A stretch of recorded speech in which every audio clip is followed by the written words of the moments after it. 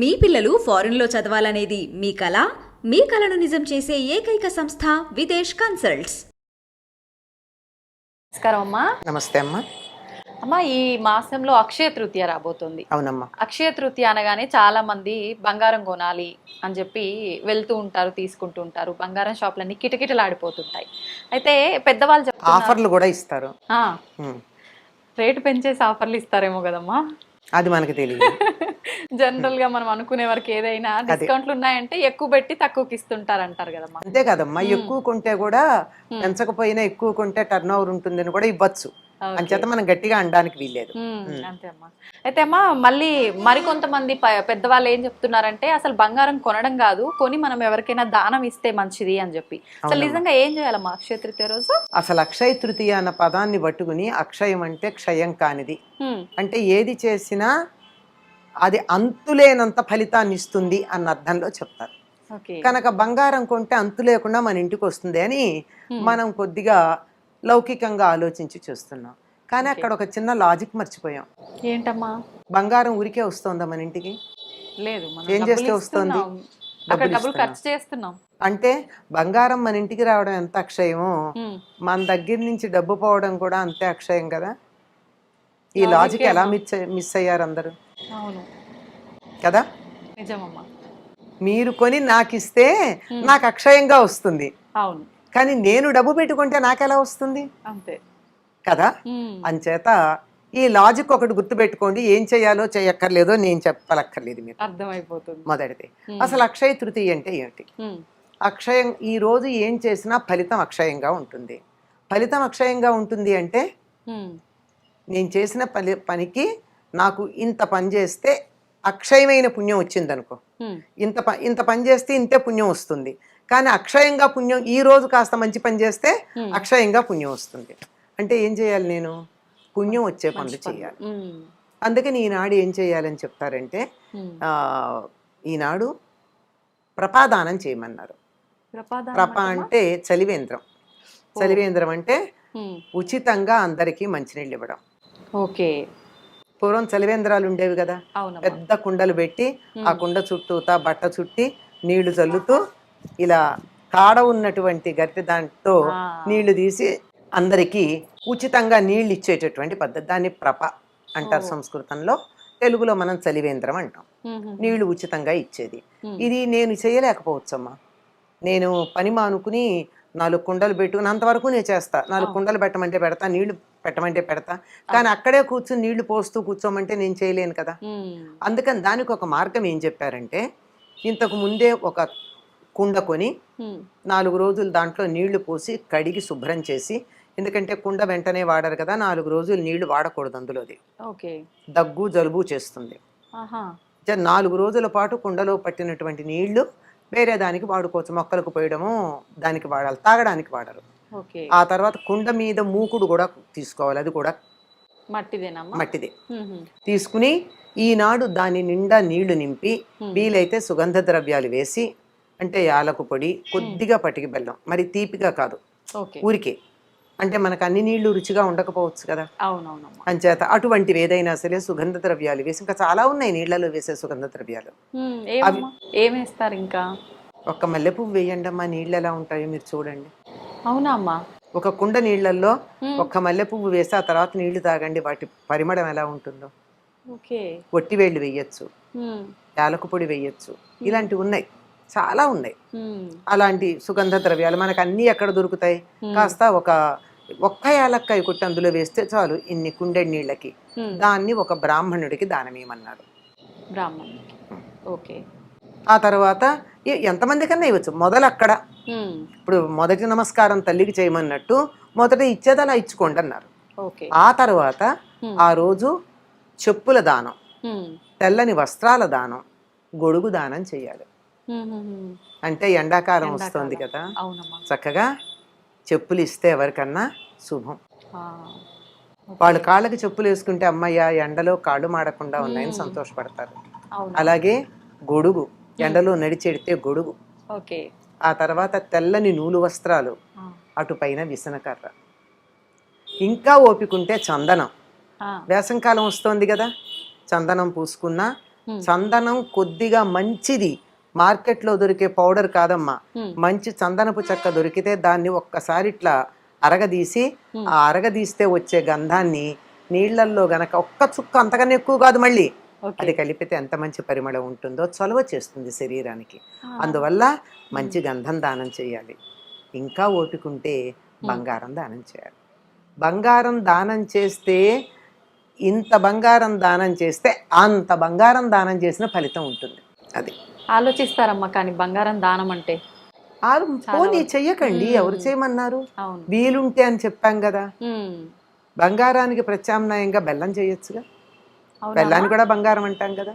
ఎందుకంటే ఒక్క గ్లాసు నీళ్లలో ఒక్క ఇంత బెల్లం ముక్క వేసుకుని తాగితే ఎండలోంచి వచ్చిన అలసట పోతుంది.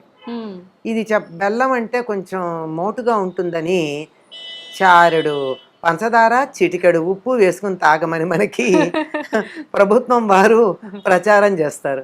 చారెడు పంచదార, చిటికెడు ఉప్పు, ఇంత బెల్లం ముక్కలు ఉంటాయి. సరిపోయింది. పైగా దాంట్లో ఇంకా కాల్షియము, ఐరన్ కూడా ఉంటాయి. కనుక అది దానం చెయ్యండి. ఇలాంటివి ఇంకా ఇంకా చాదస్తంగా చాలా మంది స్వయం పాకాలు ఇస్తూ ఉంటారు. స్వయం పాకం అంటే ఒక 2-3 మనుషులు తినడానికి సరిపోయిన బియ్యము, పప్పు, కూరలు, చింతపండు, ఉప్పు, నూనెతో, నెయ్యితో సహా ఇస్తారు. ఎవరికైనా ఇవ్వచ్చమ్మా? పండితులకే ఇవ్వాలి అంటే బ్రాహ్మణులకు ఇవ్వడం పూర్వం ఉండేది. ఇప్పుడు పుచ్చుకోదగిన బ్రాహ్మణులు కనపడితే మంచిది, లేకపోతే ఎవరికైనా మంచిది. ఇప్పుడు వాళ్ళు కూడా ఆలోచిస్తున్నారమ్మా తీసుకోవడానికి కొన్ని ప్రదేశాల్లో. అందులో నూనె అనేటప్పటికీ సందేశిస్తారు, అందుకని చాలా మంది నూనె తీసి నెయ్యి పెడుతున్నారు. నెయ్యి పర్వాలేదమ్మా? స్తోమత ఉన్న వాళ్ళు అయితేనే ఇవ్వగలుగుతారు. ఎంతమ్మా, ఇంత ఇవ్వచ్చు కదా. ఒక పూట నెయ్యి ఎంత తింటారు? కిలో నెయ్యి తినరుగా. ఒక పూట భోజనానికి 100 గ్రాముల నెయ్యి చాలు కదా. అదే ఎక్కువ, వండుకుంటే కూడా ఎక్కువే అన్నంలో వేసుకోవడం కాక. కనుక ఇట్లాంటివి చెయ్యాలమ్మా. అంతేగాని బంగారం కొనుక్కోండి వద్దని చెప్పట్లా, ఇవాళ్లే కొని తీరాల నియమం పెట్టుకుంటే మాత్రం ఇబ్బంది. దాని వెనకాల లాజిక్ కూడా చూడండి. ఎంత వస్తోందో, ఎంత పెడితే ఎంత వస్తోందో ఆలోచించండి. ఇవన్నీ ముందే తెచ్చి పెట్టుకుంటాం, కుండ ముందే కొంటాం. బియ్యాలవన్నీ ఇవాళ్ళు వెళ్ళి కొనం కదా, అన్నీ సిద్ధం పెట్టుకుంటాం. సిద్ధం పెట్టుకుని ఇవాళ దానం చేసామంటే అది పుణ్యం. డబ్బు రూపంలో ఇస్తున్నాము, వస్తువు రూపంలో తెచ్చుకుంటున్నాము, అదొకటే డిఫరెన్స్ అమ్మా మీరు చెప్పినట్టు. అది కూడా నిన్నటి రోజున కదా, అది బంగారం. మరి అక్షయం, ఏదైనా అక్షయం అంటే డబ్బు పోవడం కూడా అక్షయం కదా. అంతే. కొంచెం ఆలోచించాలి. అవును, నిజంగా లాజిక్ మిస్ అయిపోయామమ్మా. లాజిక్ మిస్ అవుతున్నాం ఎందుకంటే వ్యామోహాల్లో పడ్డాం. అవును, ఆకర్షణలకు లోనైపోయాం. ఆకర్షణ, వ్యామోహం అనేవి రెండు పక్కన పెడితే సత్యం మన కంటికి అదే గోచరిస్తుంది. అమ్మా, ఈ అక్షయ తృతీయ ఇవన్నీ నిజంగా మన పాతకాలం నుంచి వస్తున్న ఆచారమేనా అమ్మా ఇది? అక్షయ తృతీయ ఉందమ్మా. అంటే నిజం చెప్పాలంటే మన తిథుల్లో ప్రతిదానికి ఒక ప్రత్యేకత ఉంది. కొన్ని ప్రాంతాల వాళ్ళు ఎక్కువ పాటిస్తారు, కొన్ని ప్రాంతాల వాళ్ళు తక్కువ పాటిస్తారు. ఇది మాత్రం మనం ప్రత్యేకంగా ఈ బంగారాలు కొనడం కాదు కానీ, అక్షయ తృతీయ అనగానే కుండలో నీళ్లుతో సహా కుండ దానం ఇవ్వడం చాలా చోట్ల ఉందమ్మా. అయితే ఇప్పుడు కొంచెం ఋతువులు మారాయి, మనకి ఇప్పటికే వేసంకాలం వచ్చేసింది. పూర్వం ఇప్పటికి గానీ వేసవి వచ్చేది కాదు, ఇప్పుడు బీభత్సంగా ఉంది. అది వేసవి మధ్యలో ఉన్నాం కనుక ఈ ఈ అంటే ఈ చలివేంద్రం పెట్టడం అన్నది ఇప్పటిదాకా ఆగకుండా ఉగాదికి ముందు నుంచే పెడుతున్నాం. ఉగాదికే ఎండ తట్టుకోలేకుండా ఉన్నాం. ఎప్పుడైతే మనం ఇళ్లలో కూలర్లు ఆన్ చేసుకుంటున్నామో, ఏసీలు ఆన్ చేయడం మొదలు పెట్టామో, అంటే అందరూ కాదమ్మా, కొంతమంది 365 రోజులు వేసుకుంటారు, వాళ్ళ సంగతి కాదు. మనలాంటి మధ్యతరగతి వాళ్ళు అవసరం ఉంటేనే వేసుకునే వాళ్ళు ఎప్పుడు మొదలు పెట్టారో అప్పటి నుంచి ఈ ప్రపాదానం చేయడం అన్నది చాలా ముఖ్యం. ఇప్పటిదాకా ఆగక్కర్లేదమ్మా. ఇప్పుడు ఉన్నదానికి ఇంకో కుండం జోడించవచ్చు మనం, అంతే. అమ్మా, అక్షయ తృతీయ అంటే దానం చేయడము, కొనుక్కోవడం ఇది ఒక్కటేనా, లేదంటే పూజల విషయానికి వస్తే ఏమైనా ప్రత్యేక పూజలు చేయొచ్చు? అంటే విష్ణువుకు పూజ చేస్తాం అంతేనమ్మా. ఓకే, ప్రత్యేకమైన పూజలు అయితే ఏముండవు, మనం ఈ రోజు రోజు అంటే చేసుకున్నట్టుగా. కృష్ణుని పూజించాలి, విష్ణువుని పూజించాలి అని చెప్పడం ఉంది అంతే. ఈ రోజుకి ఇంకో ప్రత్యేకత ఏమిటంటే హ్మ్. సింహాచలంలో చందనోత్సవం చేస్తారు ఓకే, అక్షయ తృతీయ రోజు. అక్షయ తృతీయ రోజున.